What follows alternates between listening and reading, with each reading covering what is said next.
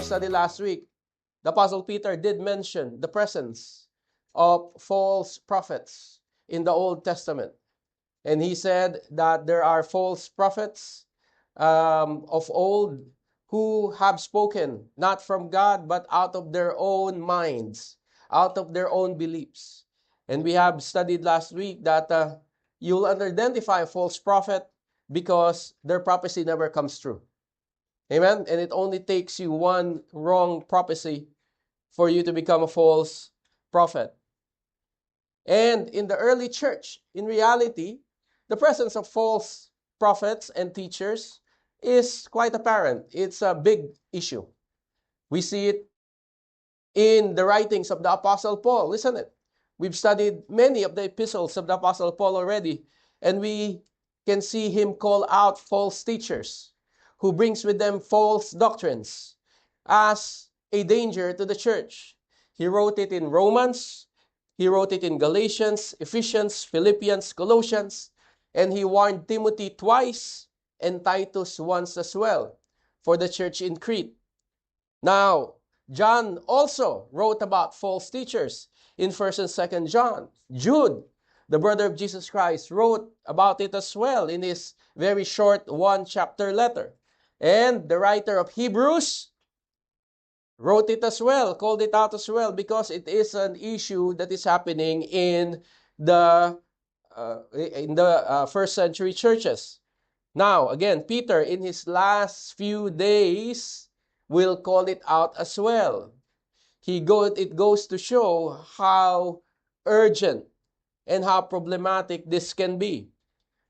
Of course, again, the epidemic of false teachers did not only happen then. The truth is, it's happening more than ever today. Would you agree? Because of social media and online influencers and popular worship, quote-unquote, music, it has accelerated the fire, the spread of false teaching, like adding fuel to an already raging fire, as I've mentioned. Again, this makes Peter's warning today for each and every one of us more relevant than ever before. And we will focus on this over the next couple of weeks as we look at 2 Peter chapter 2. So I'm entitling this first message on this topic, Do Not Be Fooled. Okay, don't be fooled as we look at 2 Peter chapter 2, verse 1 to 9. Tell the person next to you, don't be fooled. I wonder whether you are familiar with this TV show Fool Us. Okay? Penn and Teller's Fool Us. Have you heard of this TV show? Have you seen it? No, you haven't seen it? No, it's in, you can find it in YouTube. Not that I'm promoting it. I'm just, if you're curious. It stars the renowned magician, si Penn at si Teller. And the premise is because they are experienced magician. Of course, when I say magician, illusionist, all of this are the sleight of hand, eye tricks and so on. They are very experienced magicians. The premise of the show is that there are other magicians in the world who has not experienced as them. And what they try to do is they will try to create a trick, a magic trick, and try to fool experienced magician Penn and Teller into not being able to explain how the trick was done.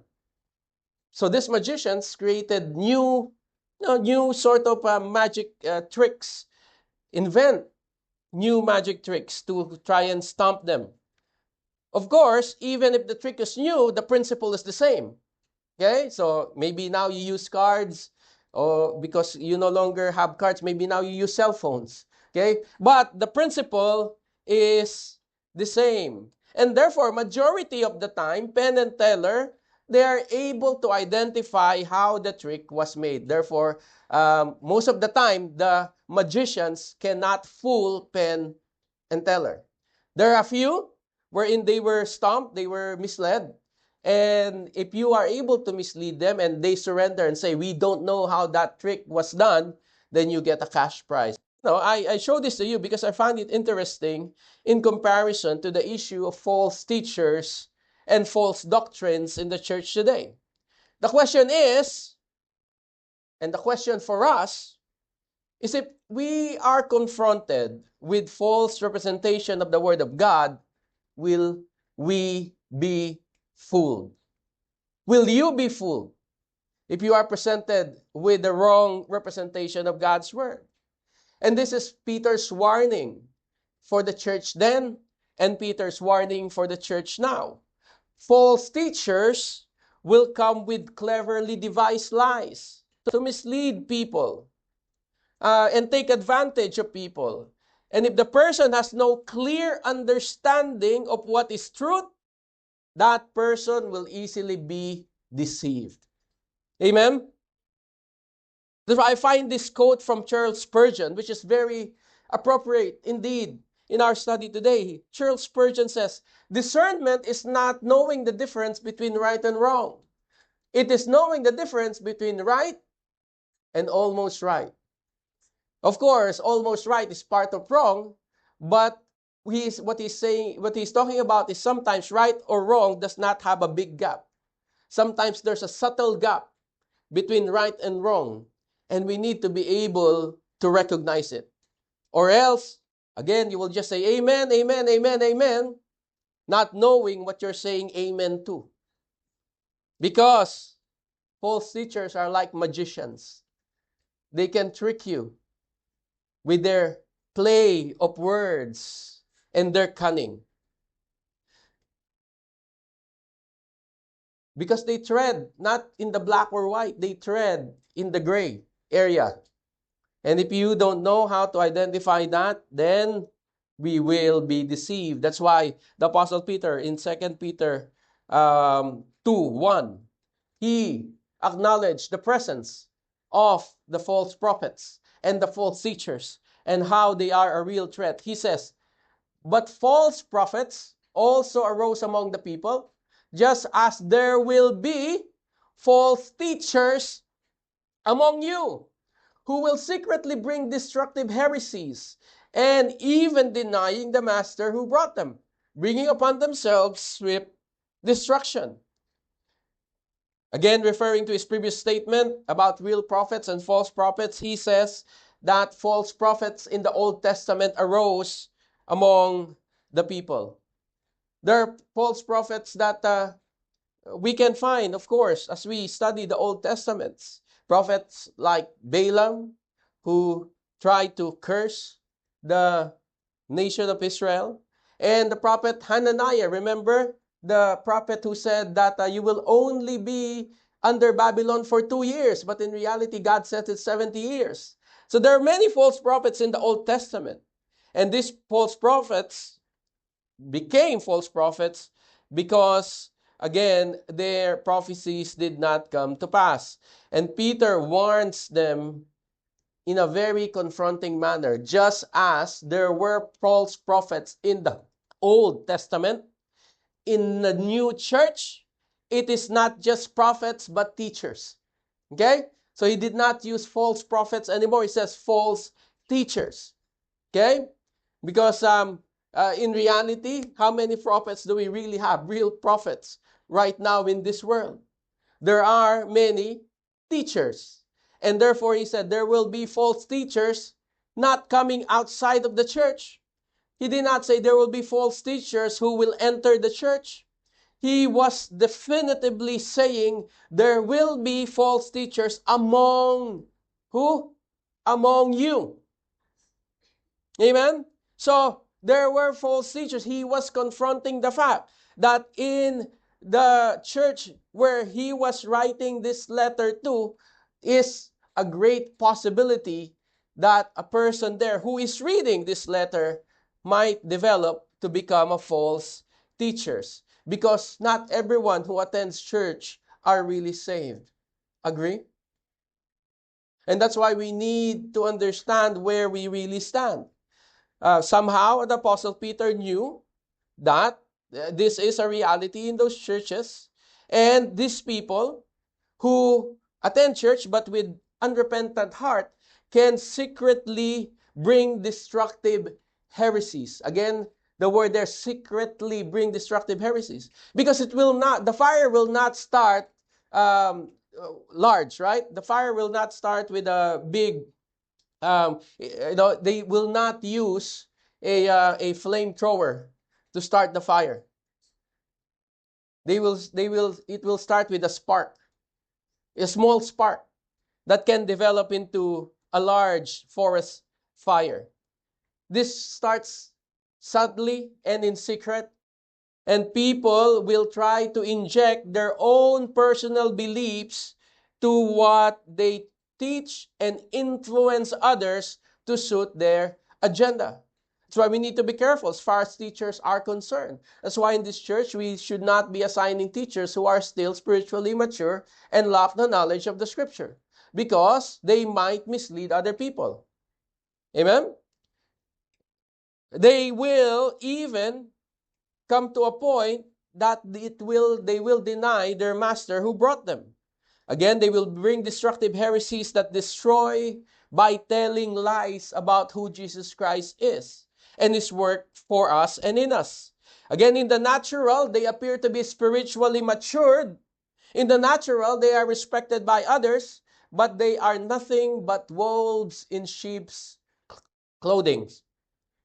They profess, but never possess. They will speak of blatant lies which are harmful to the person who is deceived, not only affecting the quality of life here on earth, but worse, the life after death. As Peter continues, he says that these false ideas of false prophets, this false teaching will become popular. Will become popular. And it is now, more than ever, this false gospel is popular in the world. 2 Peter 2:3 says, and many will follow their sensuality. And because of them, the way of the truth will be blasphemed. And in their greed, they will exploit you with false words. Their condemnation from long ago is not idle, and their destruction is not asleep. Again, unfortunately, many will be deceived, particularly those who are genuinely seeking for God. They will win every popularity contest because they will tickle the ears of their hearers. They will tell them what they want to hear rather than what they need to hear. Instead of teaching them truth about God, about His wrath, about His mercy, about His justice, about repentance, about the redemptive work of God, they dumb down the gospel. They dumb down the word of God to make it sound as if God's aim for each and every one of us is to be served by Him, and that He will give us everything that we want, everything that our hearts desire, even if it is not aligned. And sometimes they will not clarify that, even if it does not align with God's will. Some, they veer towards what is unbiblical because they themselves are deceived by the enemy. And some invent new truths to feed their own agenda. And most of the time, the agenda is financial in nature. They use clever, highfalutin words. They use words to shock you. They use words to attract you. Words like breakthrough. Words like apostolic. Words like revival. Of course, these words are good and these words are just words, but they are not always used in the right way. Even to a point that they will blaspheme and misrepresent the Holy Spirit of God. Paul warns Timothy in 1 Timothy 6:5. These people will cause trouble. These people will cause trouble. Their minds are corrupt and they have turned their backs on the truth. They have voluntarily turn their backs from the truth. To them, a show of godliness is just a way to become wealthy. See, this was written long, long time ago, and it is still very true right now. To them, the show of godliness is just a way to become wealthy. They take advantage of people's lack of understanding, easily convincing and misleading people through the mastery of their twisting of the scriptures. Sometimes you hear a sermon, and it's only one small scripture in that sermon. How can that be? It's because they will put all their ideas on that words. And as I've told you before, any scripture untethered from its context can be made sound as what the person is trying to accomplish. Remember this, high devotion plus low biblical knowledge equals easy deception. This is very evident, unfortunately, in the Philippines, isn't it? We are highly devoted people.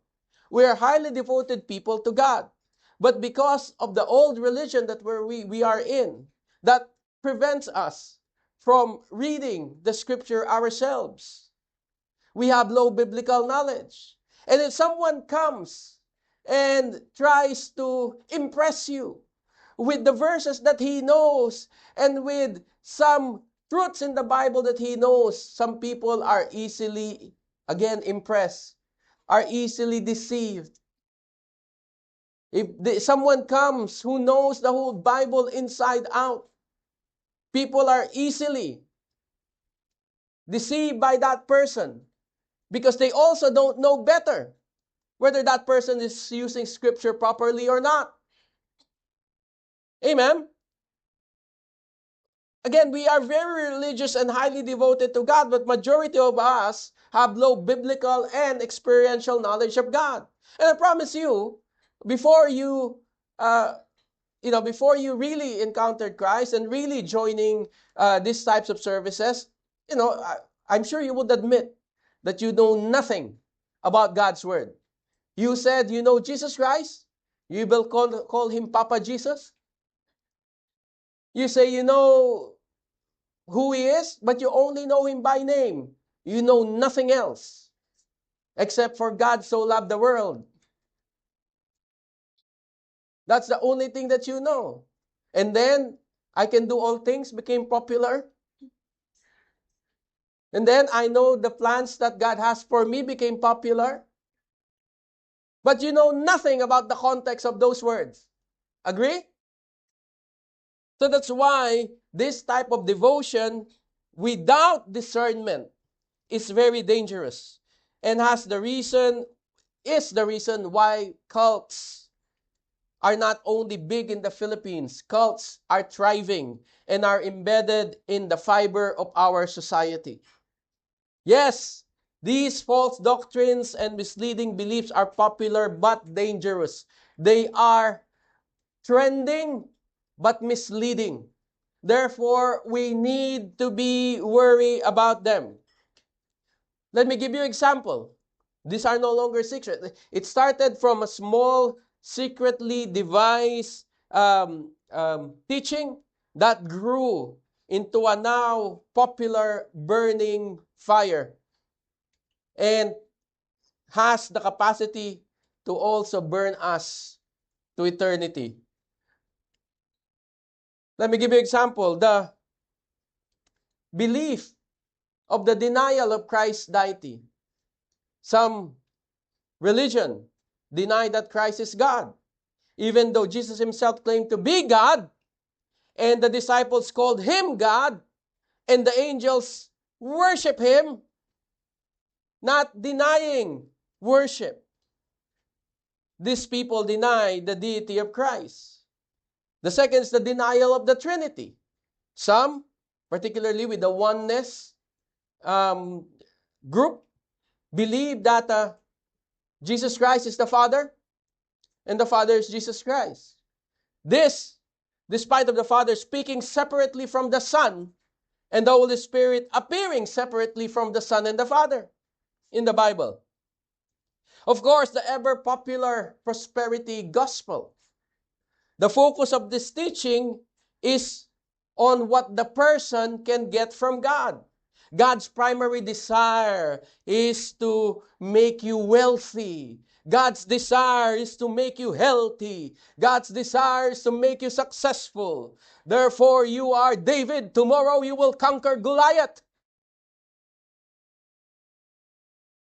And they don't teach submission to God. They don't teach the sovereignty of God. They don't teach that God's will is better than your will. Therefore, you bow down to God's will. And you submit to God's will. And if it's God's will for you to be poor right now, then accept it. Because you will be richer than anyone afterwards. Of course, the hyper grace movement or the antinomianism movement, it means that you can abuse grace. You're saved anyway. Might as well go with your kabit. Why? Because you're saved anyway. Okay, there's no more repentance being taught. When sin abounds, grace superabounds, what they say. But Paul also argues, should you sin so that grace may abound? Answer, by no means. This is very popular today. When someone tells you, oh, don't worry, God will forgive you, you don't need to repent, no, you have been saved by grace, and so on, run away from those people. Of course, universalism that teaches all roads lead to heaven. Everyone will eventually be saved regardless of their faith in Christ. But Jesus already said, I am the way, the truth, and the life. No one gets to the Father except through me. There's only one road. Jesus says, I am the gate. I am the door. Remember? Of course, the work-based salvation movement, wherein you must work your way up. The more good you do, the more grace you receive. It's like grace is infused, not imputed. That the more good you do, the more grace you get. That grace is a reward for something good that you have done. But how grace then will be enough if you do more bad than good in your life? That's why they don't know whether they're saved or not. Okay? We believe that grace is imputed to a believer. The full grace of God is imputed in a believer. Works are a result of salvation. Amen. It is the fruit of salvation, not the root of salvation. And of course, those people who believe in progressive revelation, that new revelation supersede the correct biblical teaching. They will say, oh, that's been in the Old Testament, or this is in the New Testament church, but that is 100 years ago, 1,000 years ago. They no longer apply now. Well, these are the more progressive people, the people who put LGBT pastors on their pulpit. Oh, it was revealed by God that we must be tolerant now. What did we say? Anything that is to be revealed has been revealed. And therefore, anything that you hear contrary to the word of God is false. Amen? So don't believe all these progressive guys. Of course, moral relativism that says God's standard changes with the culture. Therefore, it is acceptable now, but they forget that God is immutable. What do we mean when we say God is immutable? God never changes. He's the same yesterday, today, and tomorrow. And there are people who deny Christ's return. That Christ's return is only symbolic and will never occur until Jesus Christ comes back, and they'll be probably shocked. The other side of this is the pronouncement of Christ's return. These people are the ones who are excited. Okay? They're excited for Jesus to come. Therefore, they put a date, and that date never happens. Okay? Despite of what the Bible is saying. Now, these are all very dangerous doctrines because some people attested who followed these doctrines, they have been given wrong advice because of these types of beliefs, such as stop drinking your medicine because God will heal you anyway. and then they die. Or their condition go worse. Or quit your job and sell your possessions because Jesus Christ is coming next month. Therefore, enjoy it now. Then after next month, you're broke. And I've told you about the story of a person who was hit by a car. And these people who belong to a hyper spiritual, instead of um, calling an ambulance, they prayed and prayed for the person that was hit. And therefore, that person died. Why? Because he didn't call an ambulance. Okay? No.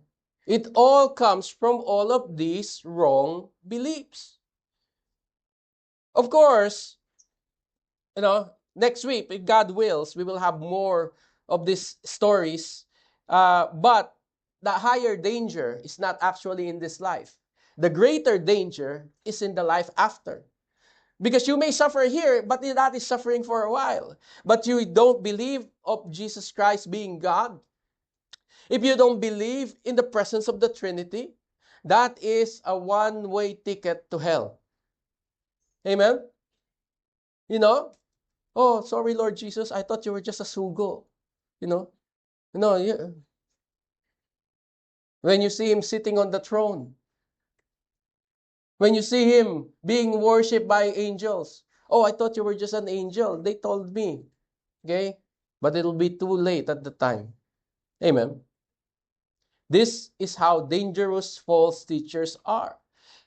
Jesus Himself warned us, "Many will say to me on that day, Lord, Lord, did we not prophesy in your name, and in your name drive out demons, and in your name perform many miracles?" And there are many people who claim that now. There are many prophets and prophetess who does this and say, "Oh, you have been cleared of demons and all of those things. Oh, you have been given miracles."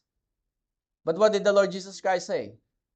"Then I will tell them plainly, I never knew you. Away from me, you evil doers." This is how dangerous false teachers are. They can send people to their eternal damnation. And all that whilst their leaders, their founders, enjoy ungodly riches, enjoy fame, and enjoy power. You may think then, wow, life is really not fair. And I could never agree more. Yes, life is unfair, but God is fair and God is just. Do not worry or envy about these people. As Peter said, their condemnation is not idle. Their destruction is not asleep. God has a way of dealing with these people. And he detailed it out. Peter detailed some examples from 2 Peter 2, 4 to 8.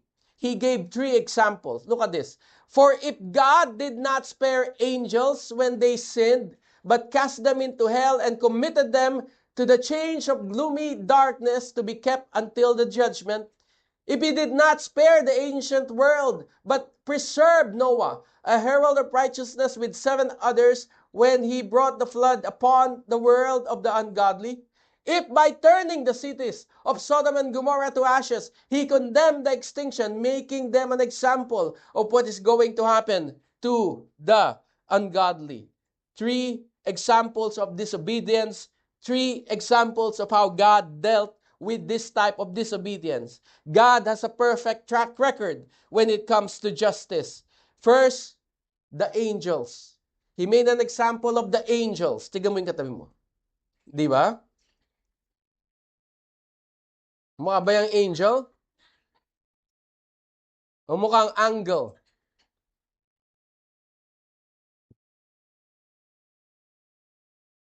First, he talks about the angels. We know what happened to the angels. We sort of know a little detail, that is expressed in the Bible. We know that in the eternity past, Lucifer, tignan mo uli yung katabi mo.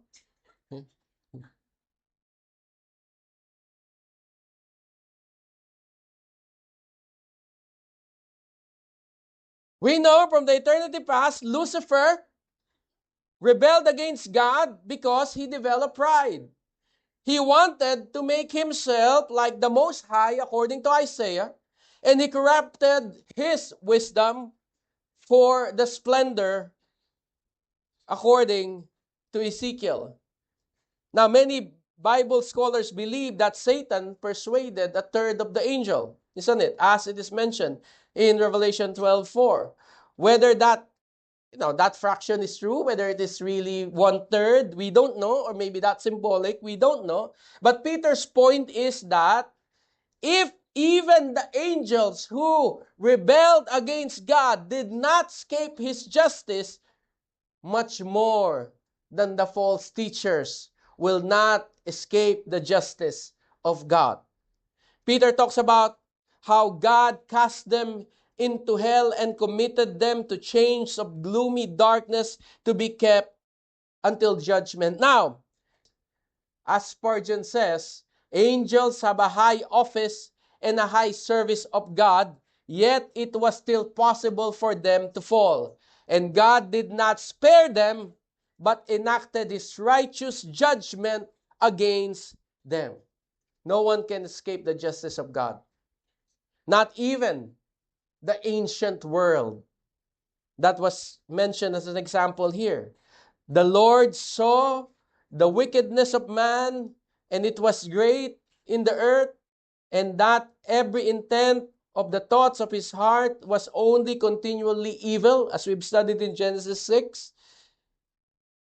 And therefore God decided that he will punish and execute justice to the unrighteous. We've learned that in our study in Genesis, how the sons of God and the daughters of men rebelled against God, and how the culture was generally hostile to God. Again, in his righteousness, God punished these men by sending them the flood, and only 8 survived. Now, many people will push back and say, why would the righteous good God, why would the merciful God punish all these people? Well, yes, first and foremost, God is good, and for him to be good, he must accept, or he must not accept, what is sinful and what is unrighteous. The moment God accepts what is sinful and unrighteous and let the evildoer do whatever he wants, that is the time when he becomes not good. Okay? In his goodness, he enacts justice. And yes, God showed mercy to mankind. Number one, he waited almost 100 years. He warned them for almost 100 years. And yet, they did not repent. If after 100 years, you did not follow what God had been telling you through Noah, who was the preacher of righteousness, then it's no longer on God, it's your fault. He waited approximately 100 years so that people may repent, and yet they did not. And second is, in reality, God has no obligation to save us. And yet, he still chose to save 8 people. And we are here because of those 8 people. Amen? He showed us mercy. And the third example is Sodom and Gomorrah. Wow, 2 progressive cities. 2 liberal cities. Isn't that what we hear today? We need to be progressive. We need to be tolerant. Sodom and Gomorrah are 2 progressive, tolerant cities. And where are they now? They have been burned by God's wrath. The culture today is looking more and more like Sodom and Gomorrah. Okay? The people there were arrogant and would not listen to anyone but themselves, and they live in sexual immorality. You have learned this, again, in our CCFI, where the angels, what did they say to the angels who came to Lot's house? Bring them out so we can do something with them.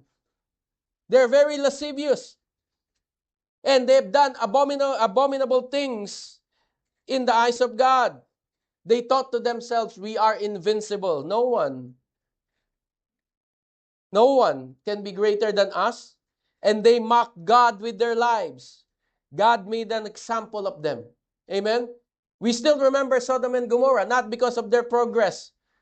We learned about Sodom and Gomorrah not because of their liberal stature.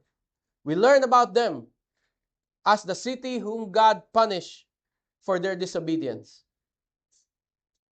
These are just examples of God's justice. God judged the angels who sinned, so no one is too high to be judged. Remember that. God judged the ancient world before the flood to show that everyone can fall into His hands. God judged Sodom and Gomorrah to show that even the proud and the prosperous and the people who are woke and tolerant can be judged.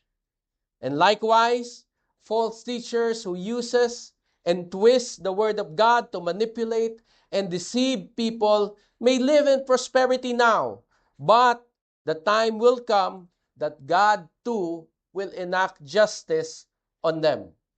We all have sinned and fallen short of the glory of God. Amen? But whilst false teachers blatantly make a mockery of God and like us,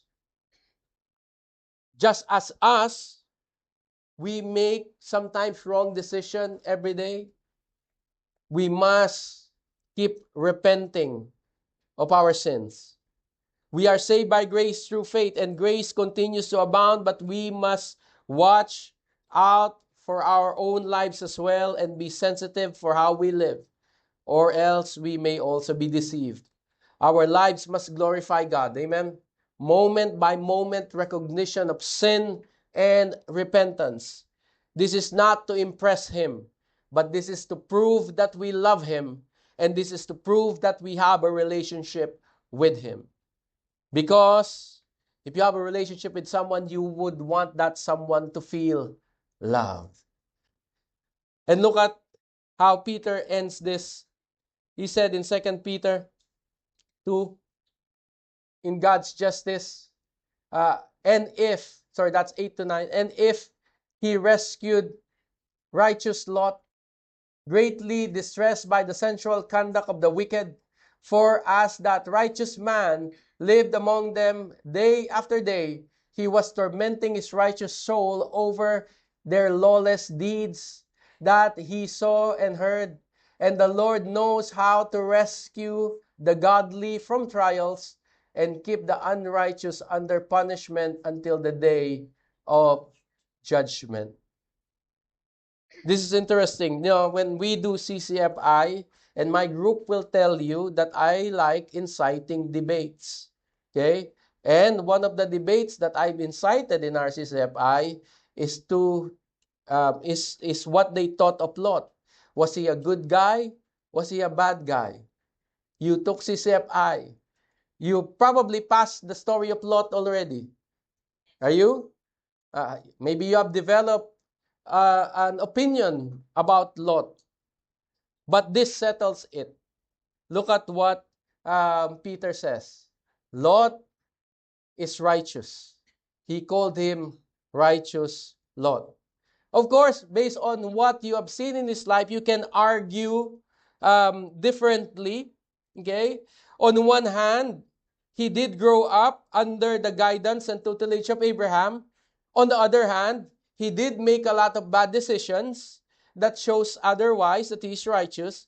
But here we can see the final judgment of the Holy Spirit that Lot was considered righteous. And at the end, you know what we've learned from Lot? At the end, this tells us exactly who Lot was. He is like you and me, imperfect.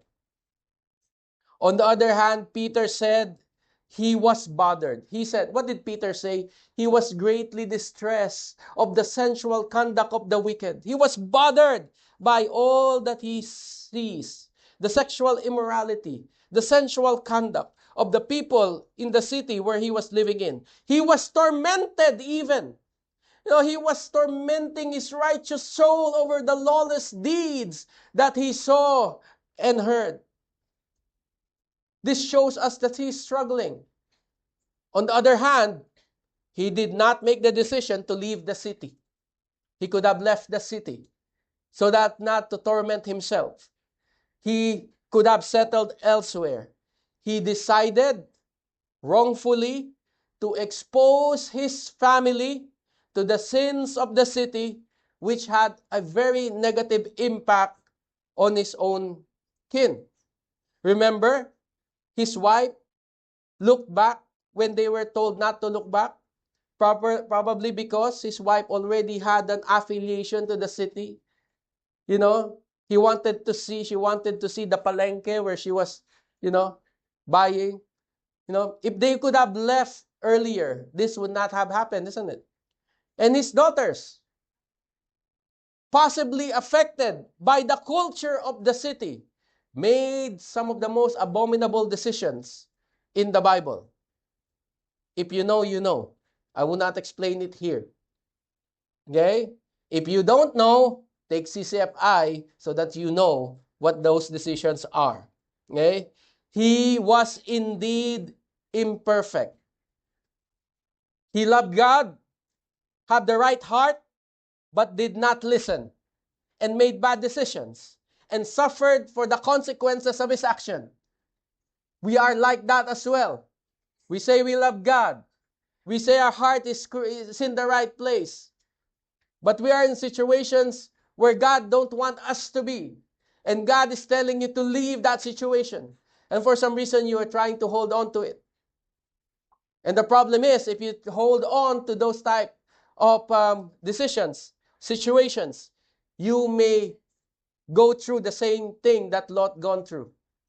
The consequences of his action was dire. And I will not wish it for every one of us. Amen? You've seen what happened to Lot. But this also gives us an encouragement, isn't it? Though we are not perfect like Lot, we can be called righteous like Lot. Amen? Okay? Because we are not saved by good works. We are saved by God's mercy, by grace, through faith. This should prove to us that God knows how to what? Rescue the godly.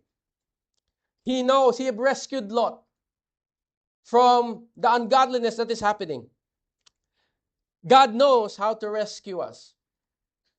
And out of His mercy, He showed that by sending our Lord Jesus Christ to die for our sin, to be the propitiation of our sin, our substitute, to satisfy the wrath of God so that He can execute justice.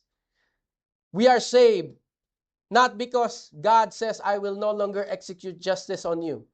We are saved because God already executed justice through the Lord Jesus Christ. Amen? The wages of sin is death. We all have sinned. We all deserve eternal damnation. Jesus came and took that death. He took our punishment. He took our place. And now we are saved. When you see then injustice in this world, and there are many, but most especially those who are false teachers, who seem to mock God, but they can seem to get away with it, know that their time is coming. Amen? So do not envy this person or that person. Wow, he's a millionaire, but he's making a mockery of God. No. As Peter said, the Lord knows how to keep the unrighteous under punishment until the day of judgment. If He did that to the angels, He will do it for all the false teachers and people who make a mockery of God's word. Let me tell you a very profound thing. Let me drop to you a wisdom today. The Lord knows what He is doing, and you can trust Him. And so, despite of what we see in the natural, let us not see it in our own understanding. Despite the prosperity of the false teacher, we should not lose heart. Instead, we should stand firm and we should fight against these false beliefs and false ideas. I'm not asking you to pick a fight. I'm asking you to be able to learn to defend yourself and defend your loved ones. And so to summarize, These are the call to actions that I will put in front. 2 things that we must do. Believers, our key takeaways, believers must be vigilant against false teachers. We need to make ourselves stronger. Sharpen the saw. The 7 habits of an effective person says, we need to make ourselves stronger so that we are not deceived, or worse, the worst thing is that we can take part of it and we become agents of deception as well. We need to make ourselves stronger. Hosea says, my people are being destroyed for lack of knowledge, because you have rejected knowledge. And therefore, I implore you to not reject knowledge. When people ask you, join this Bible study, join this CCFI, I implore you not to reject that knowledge, because you will be destroyed for lack of it. Believers can be deceived when they don't take seriously or take for granted the ingestions of the wisdom of the Word of God, whether that is through personal Bible reading and journaling, when they neglect listening to sermons and fellowshipping with other believers. If you neglect that, then you make yourself vulnerable. Okay? 1 John 4:1 says, Beloved, do not believe every spirit, but test the spirit to see whether they are from God. For many false prophets have gone into the world. For you to be able to test, you must have the knowledge first. Okay? And then offer your bodies as living sacrifices, holy and pleasing to God. So by testing, you may discern. Okay? You can test so that you discern whether that voice is coming from God or that voice is coming from the person's own desire. Okay? We should not just say yes or amen to every Christianist thing that we hear. Instead, we must be like the Bereans. Remember the Bereans in the Bible? They were commended because they did not just accept what is being taught. They tested what is being taught so that they understand what is right and what is wrong. Matthew 7:15-16 says, Beware false prophets who come in sheep's clothing, but inwardly are ravenous wolves. You will recognize them by their fruits. We can test by looking at the person's life. Is he living extravagantly than most? Is he really being a good steward? Is he really above reproach, like the Bible requires? Is he being a good example? But most importantly, is he walking and talking and living what he is preaching? Remember this, false teacher wants to make the rules, but they don't want the rules to apply to them. Amen? False teachers want to make rules, but for some reason they think that they are above those rules. And before I go to the second, I would just like to give you a fourfold test when you listen to messages. I know you have a lot of access to social media, of course, and YouTube, and you listen to a lot of messages, but consider these truths. Number 1, is Christ exalted in that message? Every message must point to Jesus Christ, not to yourself. Is the use of the scripture accurate?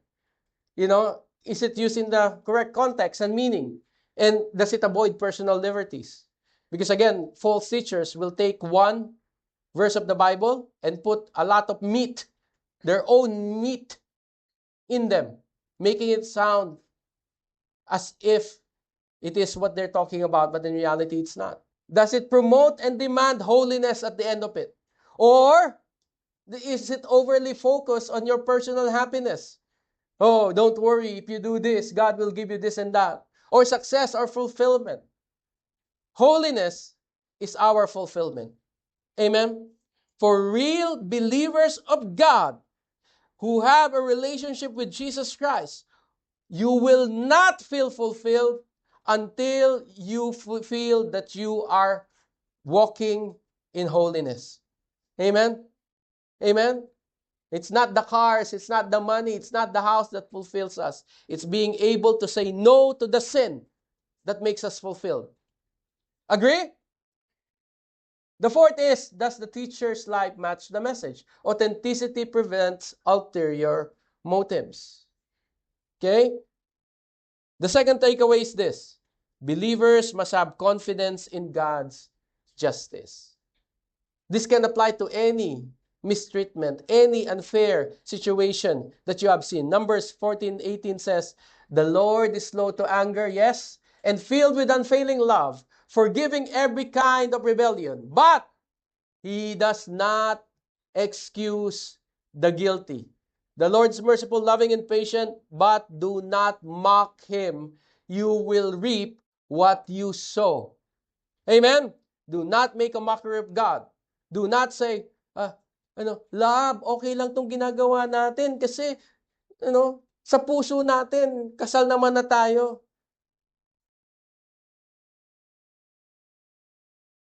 Diba sa puso at isipan natin, binasbasan na tayo ni Lord. Do not make a mockery of God. Amen? You will sow what you reap. Isaiah 61:8 says, for the Lord loves justice. He said what? I hate robbery and wrongdoings. I will faithfully reward my people for their suffering and make the everlasting covenant with them. Yes, God is good, and for Him to be good, He must hate what is not good. He will reward or punish every man for his own action. And Deuteronomy 32:4 says, He is the rock. His deeds are perfect. Everything He does is just and fair. He is faithful God who does no wrong. How just and upright He is. Always remember this. Even if there's something in your life that is happening that you don't know how to explain, God is not wrong. Amen? God is not wrong for allowing it. We may not understand. We may not understand. We will never know. But somehow, that thing that is happening with you may what? Make you better or may affect other people that you don't even know. Your suffering may bring glory to God and you may not even know. God is never wrong. Amen? He is just and He is fair. As Spurgeon says, the justice of God is the guarantee that evil shall not forever reign. The big idea? False teachers may deceive for a season, but they can never escape the justice of God. Believers can remain steadfast because the judge of all the earth always does what is right. Palakpakan natin ng Panginoon tayo. Thank you for joining us today. We pray that this message has blessed and encouraged you. If you'd like to stay connected, follow us on Facebook at Logos Global Missions Hong Kong or visit www.lgmhk.org for more resources and upcoming events.